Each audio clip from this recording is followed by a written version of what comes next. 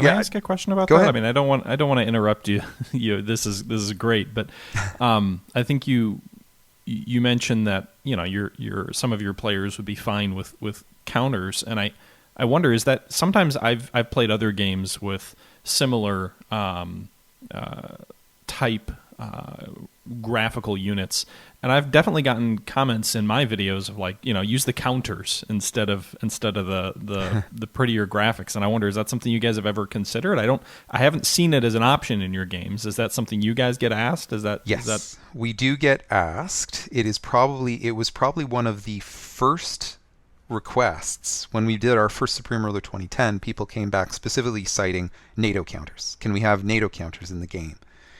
And I remember at first thinking about it and going, okay, no big deal. Shouldn't be hard. I'll just start replacing some of the graphics. And then I realized, oh, wait a second. Suddenly those NATO counters are going to be upside down as they spin around.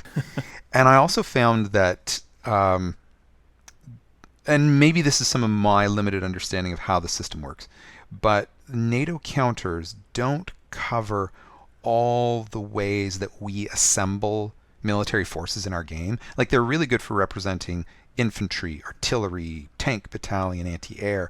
But once you start getting into air squadrons and naval units, there's not a good uniformity across all of the 20 classes of units we use in the game.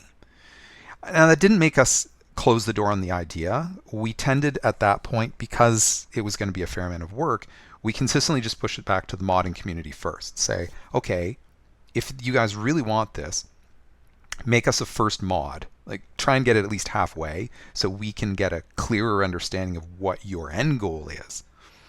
And every time that I've pushed it back to the community, sadly, it's just died. That there's nobody. I think it's that people run into those same hurdles that we run into as designers. That once you start parsing all the types we use, it just doesn't seem to get anywhere. And I'll flip as well that, and I think I caught that he might have been watching the stream somewhere.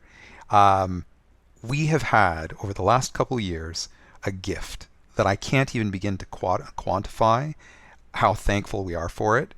The modding community has always been great, but over the last couple of years, one of our users named Neri has, his joy seems to be making 3D models.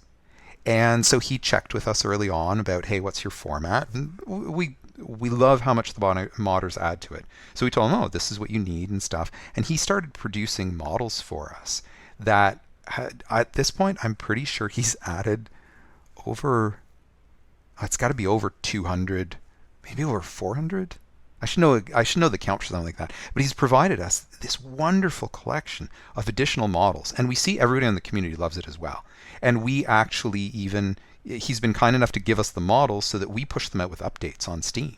This is user-created content that is improving the experience of all our players just because he has skill and passion for creating 3D models.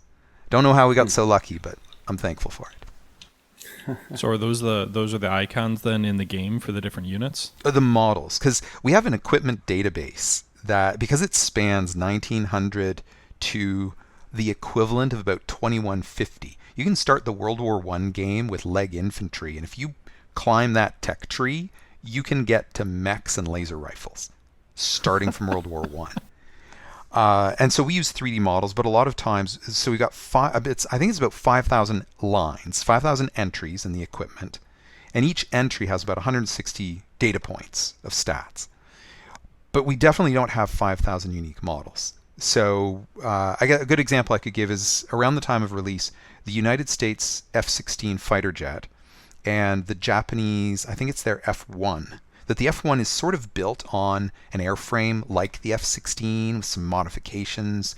So when we were deciding what models to make, we're like, well, we're just going to make an F-16. We're going to use the same model in both places. And generally nobody cared. They're similar enough. And when we assign models, our focus is usually function first, visual second. And that may mean I use a model that doesn't look like what the plane looks like in the real world, but I want a player to recognize what's the purpose of this unit faster than, hey, that's what it looks like. But since all the development, Neri has made the Japanese F1 and I think the F2. Actually, the Japanese military is one that he seems to have a real passion for and has really expanded their land, air, and sea units. But yeah, we use 3D models in the game. We just sometimes a single model might be used across 15 or 20 different entries just because we don't have anything else. That's really impressive. That's pretty interesting. Yeah, and thank goodness for Neri then.